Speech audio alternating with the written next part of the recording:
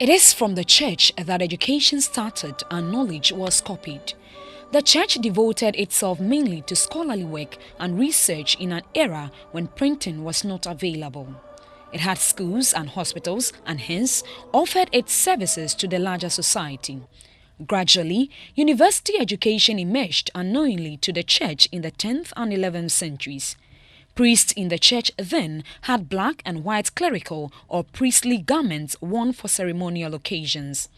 This ecclesiastical garment is called the Geneva gown, a pulpit gown, pulpit robe or preaching robe. This vestment was adopted by the judiciary and academia when 4 faculties were created in the universities. These 4 became known as the learned professions that the aristocrats preferred to send their children into. What these entailed was that the 4 aspired to give participants very broad knowledge in various schemes. Institutions of higher learning presently have taken to different colors and styles to identify the school with a particular gown either during matriculation or graduation. The academic gowns and hoods chosen by the early scholars indicate by color, trim or binding the degree held by the wearer. Some students share their opinion on why academic gowns are worn. Gives you the pride that you're also in the university and then you've done your matriculation. And you can even show it to your kids when you grow up. You just enter the school, they give you this gown to show that yes, you have really been accepted. After you have been matriculated and you have passed through the system, during your graduation, you have to wear the gown to show that you have now completed your studies at the university. Other students of the law faculty of the University of Ghana also touched on why lawyers dress the way they do. Once you are called to the bar, it's a requirement that you put it on. When you appear before the judges, you need to be in your element. It comes with the office, just like the priest has his attire, the clerical collar and so on and so forth. We also have our attire, which we have adopted from our colonial masters, the common law country, which is Britain. Justice Joseph Bawa Kamba is a Supreme Court judge and tells us the significance of the vestment. He insists that his face is not shown. It's traceable to the fact that you are administering justice. The ultimate judge is God himself. You are doing a godly duty or responsibility by being a judge. For the Reverend Minister, the simple yet dignified gown is meant to convey the authority and solemn duty of the ordained ministry as called by God to proclaim the gospel of Jesus. For the church, as it grew, a new style of pulpit wear took hold during the Reformation era. This style, still in use today, was based on academic regalia for doctoral graduates. Choirs of the Reformation followed suit, adopting gowns based on the graduation robe style rather than the secular fashion of the day.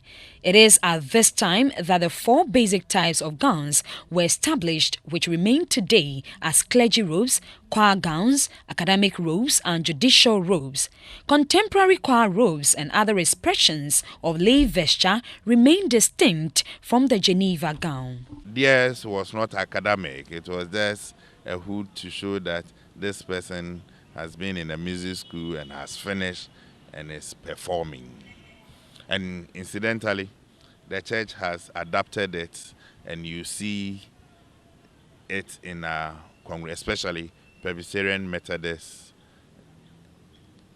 churches today in our country.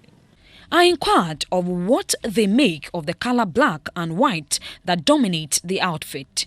It was a preferential color in those days. It made the white skin, or if you like, those with pink color, pop out. The black was decided for the gown maybe because of their weather, so that it will give them some warmth.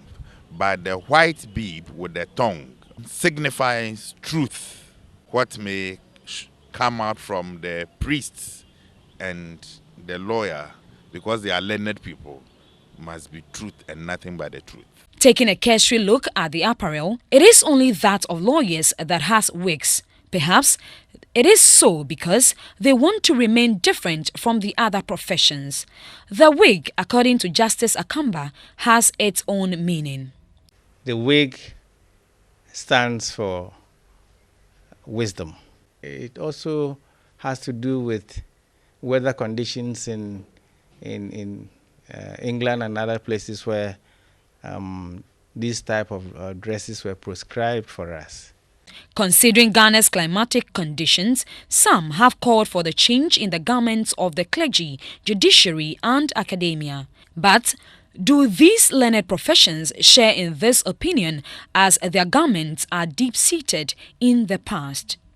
You don't use it for a long time and it's not very often. So calling for a complete change, I don't think it's necessary. I think a uniform garment is what I think is acceptable.